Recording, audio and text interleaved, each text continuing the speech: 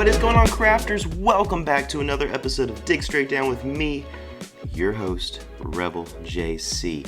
I am so excited to get into this next handful of episodes with you guys. Yesterday, as of this recording, yesterday was Minecraft Live. I watched the whole thing. This is actually the first time I watched the whole thing. And wow, I've got to say that I'm excited. I'm very excited. For the next handful of episodes, I'm going to be going over every part of Minecraft Live. Anything that actually pertains to updates to vanilla Minecraft. The Minecraft Dungeons updates, those are very, very cool, but this show is really more about the vanilla side of Minecraft, so I'm going to be talking about that mostly. But yeah, very, very excited. There's a lot to unpack here. But before we get into all of those discussions, before we start this episode, guys, let's read an email from a listener. Now, this email comes in from Mario King 13, and they write, "Hi, Rebel JC, I have an idea for castle villagers and illagers. Just so you know, I'm a big Minecraft Dungeons fan. Normal castle villagers would attack with iron swords and armor and attack faster than an iron golem, and they can build stuff to get to you. They're neutral, but castle illagers are hostile. The soldiers have diamond armor and sword, and the same with castle villagers. You can tell they're both basically the same. Then the villager king would have netherite armor and swords, but the arc illager has 6 phases. The last 3 are in the heart of Ender. They can spawn in any biome, and there also can be a war between the villager castles and illager castles. Keep digging straight down till void, from Mario King 13. So there's obviously a lot of Minecraft Dungeons references in this email. I've not played Minecraft Dungeons except for maybe like a few minutes. So I'm nowhere near as knowledgeable as Mario King is here on Minecraft Dungeons. But from what I have seen, oh my goodness, it is a treasure trove of ideas to bring into vanilla Minecraft. So yeah, I would love to see these kinds of things added to Minecraft. Castle villagers and castle illagers. You know, it would be really, really cool to see villagers live in maybe really, really big villages with walls around them, something like that. So maybe there's not just different kinds of, of villages and villagers depending on the biome, but maybe there's different levels of villages so that some of them are more like, little hamlets, that are kind of small and quaint, that don't have much protection, all the way to literal like castle city type villages. I think that would be really cool. Now for the illagers have, let's see what the structures the illagers have are woodland mansions and the pillager outposts. I kind of like the idea of there being a castle mixed in there somewhere. Maybe there can be a structure that's like 3 or 4 pillager outposts combined into one structure, like a super outpost that we could then call a castle. Be pretty cool. As far as the armor and the weapons and stuff goes, I don't think that Mojang is going to ever give us a fighting villager. And I know there's a lot of people out there who really want fighting villagers. I really don't think that we're going to get that. I think that Minecraft has really put forward villagers as pacifist people, so they don't really do fighting at all. They just kind of run and hide. They're very timid. But they do. That's why they have the iron golems. The iron golems spawn when villagers are under attack, and the iron golems are basically the fighting villagers. So I don't think we're going to get a warrior or a knight type villager. Now for the illagers, obviously they're very warlike. I mean, there's a lot of them, and they all have some sort of offensive fighting feature to them. I do think it would be cool to be able to add armor to villagers. I believe you can do this already. You can give them armor. The problem is that the armor is then invisible. It's like an invisible layer over the villagers. What would be really cool, I think, is if you could give the villagers the armor and then it's visible, that you can see that they have this armor on. That would give another way to, customize the way villagers look. If you want all of your favorite villagers to be wearing gold armor just to signify how great they are, that might be a way to do it. Or maybe Maybe even villager armor has a different sort of texture to it, so that when you put a chest plate on a villager, it shows, and it has, like, emerald decorations and stuff on it because it's a villager. I don't know. There's some ideas there. I do think it would be really cool to see pillagers and illagers wear armor as well. Obviously, they're very warlike and everything, and they have weapons and stuff. So maybe they can wear at least some leather gear. Who knows? But yeah, I would love to see things like that happen in Minecraft. And anything from Minecraft Dungeons really would be a welcome addition to Minecraft Vanilla. I'm going to link below. There's an episode of a podcast I listen to called The Withering Effect. It's another Minecraft podcast that's really great, and if you're not listening to it, you should. But recently they did an episode where they interviewed somebody who a member of the team who works on Minecraft Dungeons. It was a great episode, and they talk a lot about how when they design something for Minecraft Dungeons, they really, really make sure that it could one day fit into vanilla Minecraft. So I'm going to link that episode below. Go check these guys out. Duds and Jimbo, they're great. They're great podcasters with their team, and go check them out. Tell them Rebel JC sent you, and give them a thumbs up, because that was a great episode, and they do a great podcast. So anyway, Mario King, thank you for the emails. Guys, keep sending those emails in. I've got a ton of emails I have a note on my laptop of just all of your guys' emails, and I'm working down the list right now of reading them out. Eventually, before the end of this season, which this season is ending in November, because I take the month of December off as a break. I'm not going to do any podcasting in the month of December. So before December, I'm going to do an episode where I just read emails, just to clear out the inbox. So if you haven't had your email read yet, don't worry. It's probably going to be read in that episode. So stay tuned for that. Keep sending those emails in. I'm loving them. I love you guys' ideas. And yeah, so keep sending those emails. All right, guys. So now for the main discussion. What we're going to be discussing today is the mob vote that happened. We had 3 amazing mobs to choose from. And I gotta say, before we get into even the discussion of who won and everything, Mojang has really done a great job this year, specifically with giving us 3 excellent mobs to choose from. Honestly, they were almost too good, because I didn't want any of them to lose. I wanted all 3 of them to join the game. And I think I've said that before about even the previous mob vote that had the Moo Bloom, the Glow Squid, and the Iceologer. I said, yeah, I would want all 3 of them in the game. I did vote Iceologer, and it did not win last year, and I'm still pretty sad about that. But anyway, but I really, really, really mean that for this year's mob vote, because they were just outstanding. The way that they were designed and their functions, you can tell that the Mojang team has really dug deep and researched what the community really likes in a mob. None of them were reskins of other mobs. None of them were things that we've seen in Minecraft Dungeons or Minecraft Earth. These were completely original ideas, and they were amazing. So, of course, if you're not familiar with the mobs that were in the Minecraft mob vote, Minecraft Live mob vote this year, they were the let me see if I can remember. They were the Glare, the ALLAY, and the Copper Golem. Now, the Glare looked like Oscar the Grouch had been taken out of his trash can.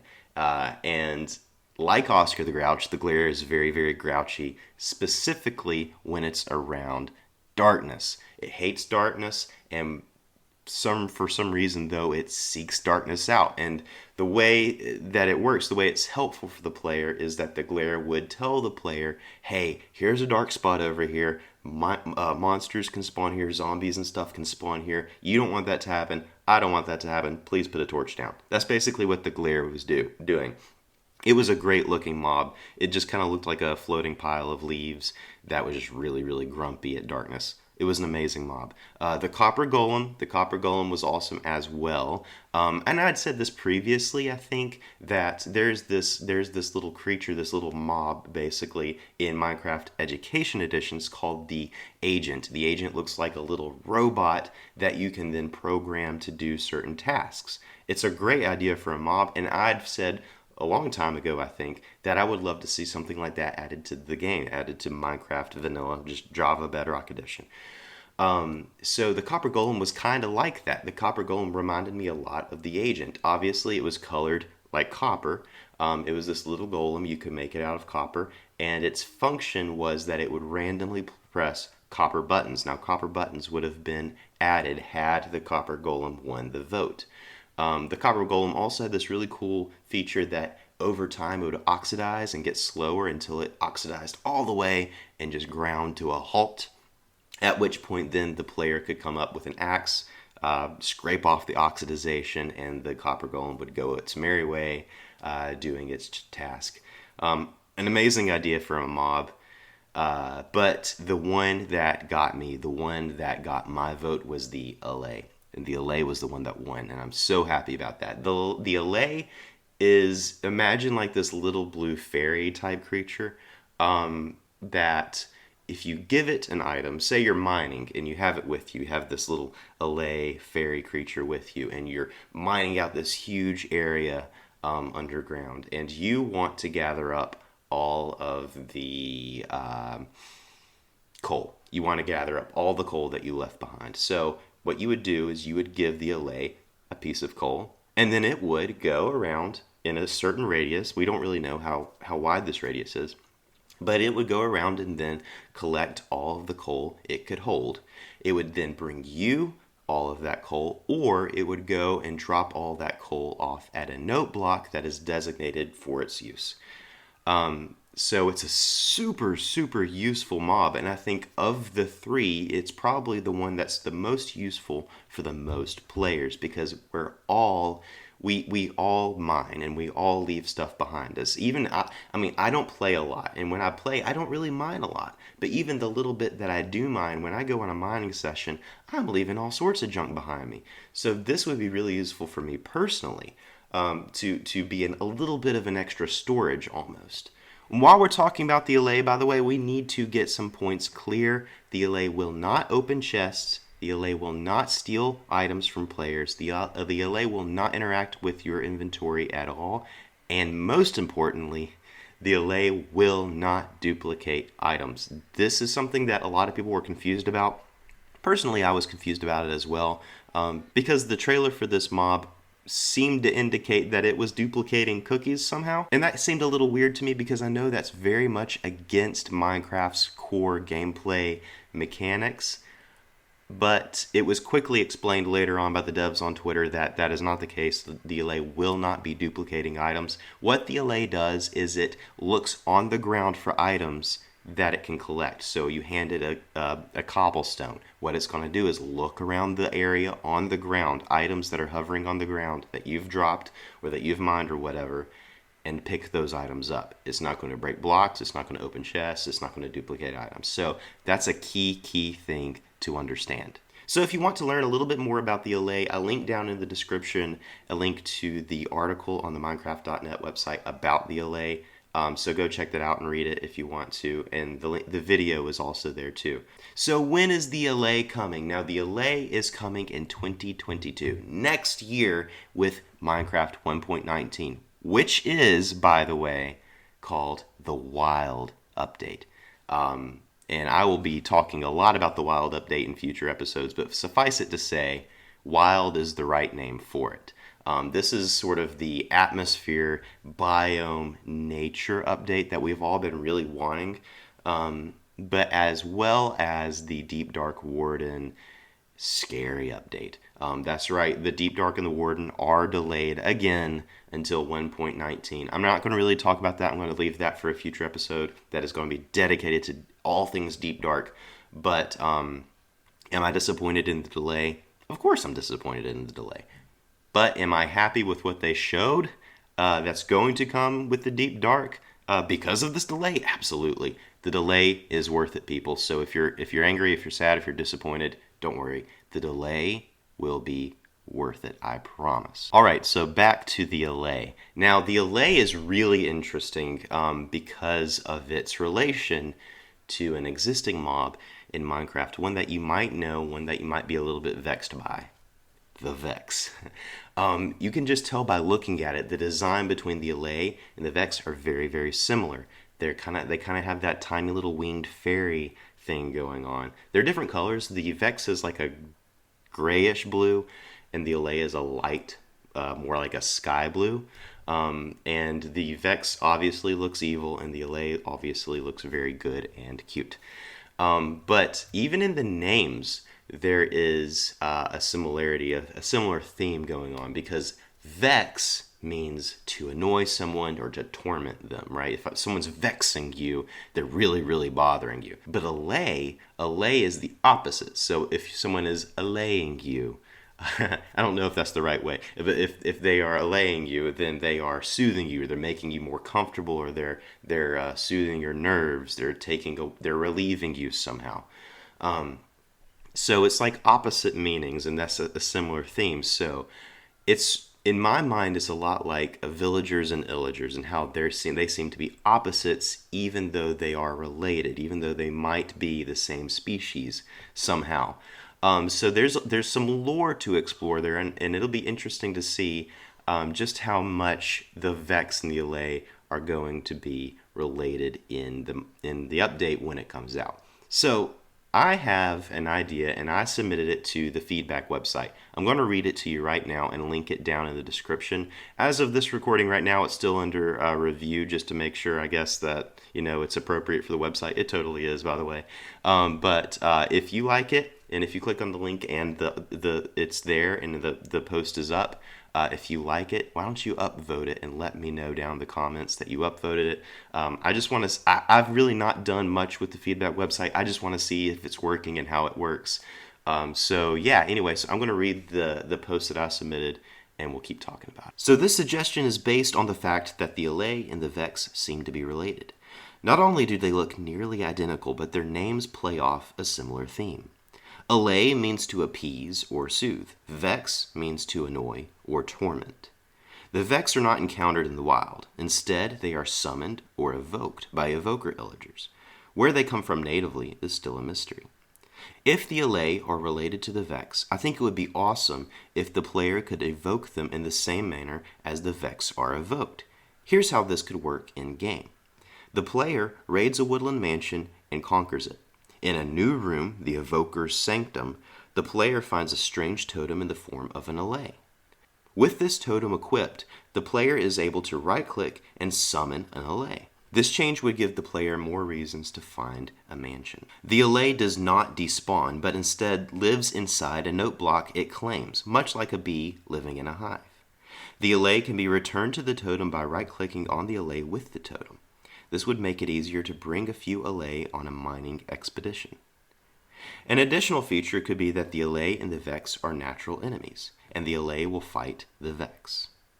So that's my suggestion for the feedback website. Again, if you like that idea, go down, visit the post, and upvote it if it's available, if it's not still under review when you're listening to it. But anyway, so with that last point, the Allay fighting the Vex, that's sort of just a tacked on extra suggestion. I don't know if they're playing on the idea that good mobs don't fight, so sort of like the villagers don't fight, but everything aligned with the illagers do.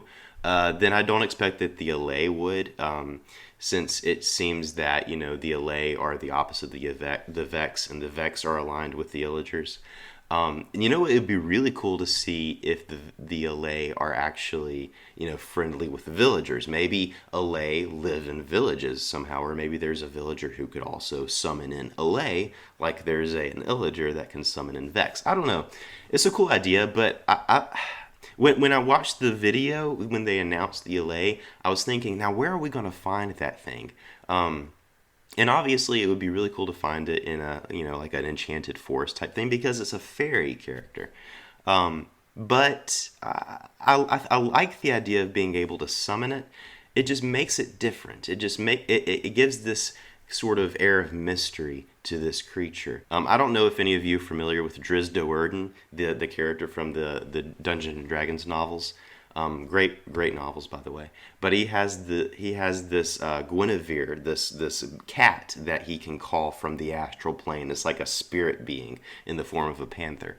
But the Allay could be something like that, so that it sort of lives on another plane of reality. It sort of lives in this other dimension, and we're able to call it into our own, where it stays for a little while or maybe even permanently, but it is native to another place that we are not able to go to, at least not yet. So the mystery of the Vex, where the Vex come from, could be also applied to the ALLAY. Where did the ALLAY come from? And I think it's a great opportunity to make this mob a bit more interesting and a bit more unique among the cast of mobs that we already have in this game. Guys, I am super, super excited about the Wild update.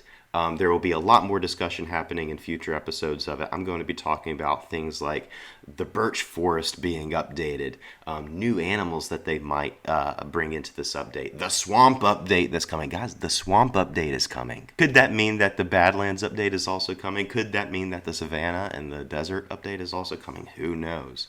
I'm going to be talking about everything Deep Dark, the Warden, the Skulk, the ancient Deep Dark cities. It's going to be wild. And I know everybody's going to be making that pun about this Wild update, but it is going to be wild. It's a great name for it. I'm super excited. Let me know in the comments down below what you guys think. What are you most excited about in 1.19, the Wild update?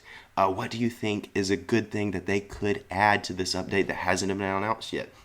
Because I do want to say, before the end of this episode, that like the Nether update and like other updates similar to that, they haven't announced everything that's coming in this update. In fact, everything that they've shown us in Minecraft Live is a work in progress. None of these things are in their final form. Everything is subject to change. Everything is subject to being delayed, unfortunately, but also everything is, there are things that could come in this update that we have no idea. I remember the Basalt Delta. When the Basalt Delta came in the Nether update, that took us all by surprise. That they would add a new biome that they didn't announce in the Minecraft Live previously. So if you think that this update seems a little sparse, which I don't, by the way, even with the stuff that they've announced, I think that this is a pretty beefy update. But if you think that this update is a little smaller, a little sparse, don't worry. I think that it's probably going to be filled out with a few extra features.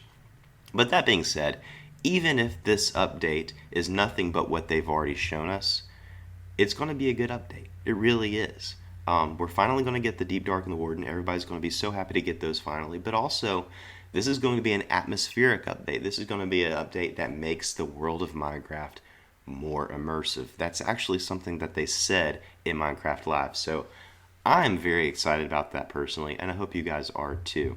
That brings us to the end of this episode, guys. If you've enjoyed it, please smash that like button, smash the bell for future notifications of episodes, and hit the like button as well. Let me know what you guys think in the comments below. And you can also send me questions and comments at digstraightdowncast@gmail.com. I would love to hear from you there. I'm also on Twitter at RebelJC_92, and you can join the Discord for this show.